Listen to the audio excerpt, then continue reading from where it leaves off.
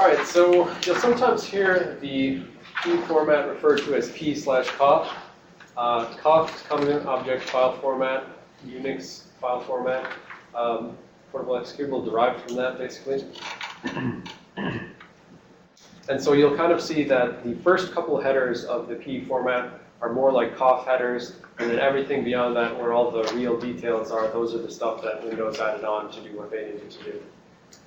All right, and so then on Unix systems, so whereas P is used primarily by Windows, the interesting side note is you've maybe heard increasingly about UEFI, Unified Extensible Firmware Interface, the sort of, it's not a BIOS replacement so much as it is a way to provide new capabilities to BIOSes going forward. You know, you've probably heard of Windows 8 Secure Boot, that requires UEFI.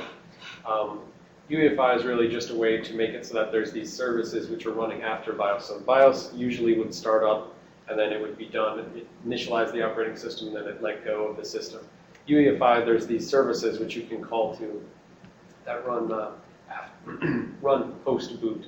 Anyways, UEFI extensions are actually using the P format. So basically, you compile, the point was to, it's Unified Extensible Firmware Interface. Extensibility here meant that no longer people had to write their BIOS extensions using, hand-coded assembly and things like that. You're basically going to be able to take normal compiled C code, it compiles it to a P file, and then it's going to be using that down as a, kind of think of it like plug-in driver down at the BIOS level, something that runs after the fact. So anyways, previously I would have said P used primarily by Windows. Now it's actually part of the specification for UEFI. So P for Windows and UEFI, ELF for Unix systems, Linux systems, and Mach-O or Macho for Mac OS X. And I have a clip of Macho Man, and I would sing and I would dance, but it doesn't actually work on this. Sorry. All right.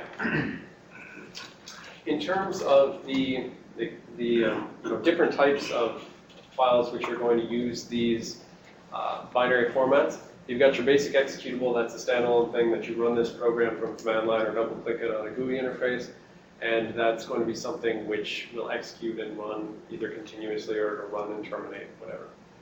So that's .exe on Windows, or most typically it has no suffix on Linux.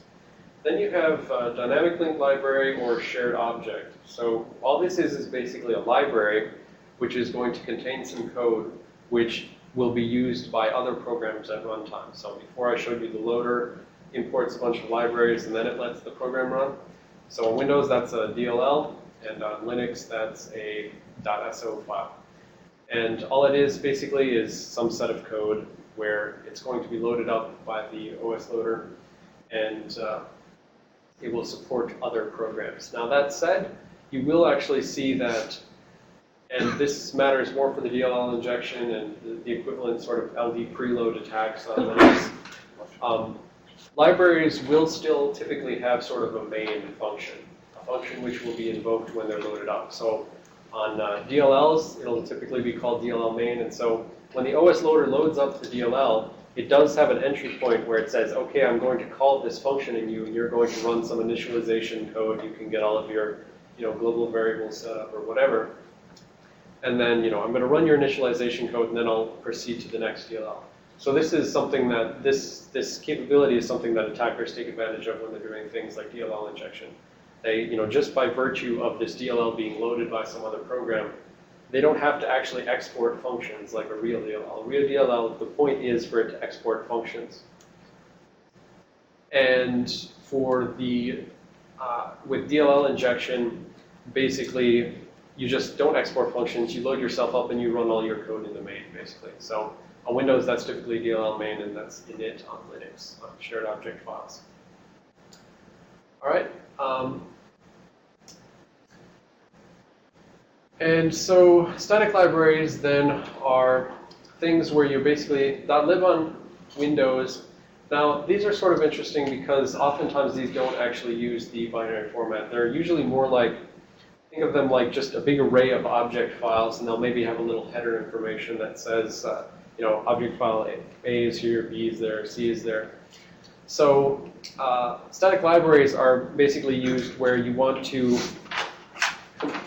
compile all of the information down to one file which can be linked against for static linking. So at compile time, you're basically saying, don't use the, dear linker, don't set printf to use this DLL that's going to load up, the runtime C library. So don't use the printf from the DLL that's going to run at load time. Use the printf from my particular implementation. That can be a simpler implementation, a more complex one.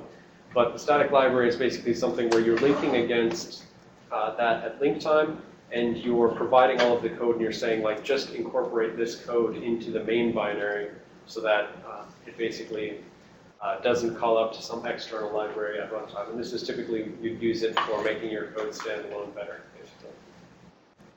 Okay, so again, I might have this again. But yeah, I think this kind of just illustrates the two of the three different things. Remember, we have a pointer stick in here. Love the pointer stick. Hey Bill, do we have a pointer stick in here? Is it on the next to the whiteboard in the rail? There we go. All right, can we get the screen over here on video?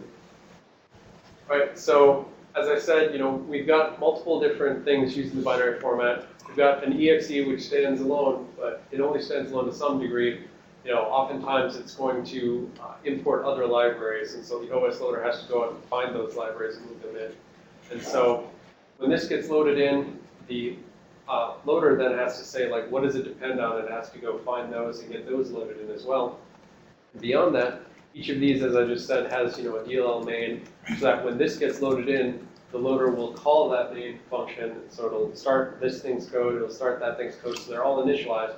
And then when everybody else is initialized, it'll go back and it'll start the wicked suite app.exe. So that's why an attacker who's, in some way, whether he's Trojaned a file on disk, whether he's set some registry entry to add an extra DLL, he can actually get his code running before the main code, and then he can, scribble all over this wicked suite app.exe and manipulate it before it actually starts running. All right, so these are just common things. I put this on here just kind of to give you a heads up, because some of these you might not realize you're dealing with EXEs or dealing with P files. So you're familiar with EXEs, DLLs, and maybe .sys files. .sys is typical kernel driver. OCX, then that's an ActiveX control. Really, that's just a DLL, basically. It's a DLL that Internet Explorer loads up and has a bunch of native code. And that's why it was such a source of vulnerabilities for a long time, because they weren't jailing these ActiveX controls in any way. You're basically just loading a DLL. The attacker could force it to be loaded and then could call some vulnerable function and do a buffer overflow in the ActiveX control. Control panels as well are actually P form files. If you monitor processes when something's running, you'll actually sometimes see that they'll have exported functions out of these control panels. Like, I think Power Manager is one of them, where you'll see it running using the executable run DLL32.exe. And the only point of the executable run DLL32.exe is to call specific exported functions in DLLs and things like that. And you'll actually see it calling functions on control panels in order to set some parameters, set the resolution or something like that. Can't remember an example specifically right now, but I just know that I've seen run DLL calling exported things from control panels. And then screensavers as well are executable. So that's a common thing for social engineering and stuff like that. You say, hey, download this cool screensaver, and people don't realize they're downloading and executing full real code. Right? And as I already mentioned, lib files and .a files are typically not actually well-formed. Well, they have their own format, but it's not just a straight-up .p or .elf file. So, if we're not going to use Visual Studio too much in this class this time around, but this is just to show that notionally, when you're compiling in Visual Studio, there's just sort of a drop-down box where you say, I want to compile an exe or a DLL. And GCC and Linux should just be, giving different options. to MATLAB.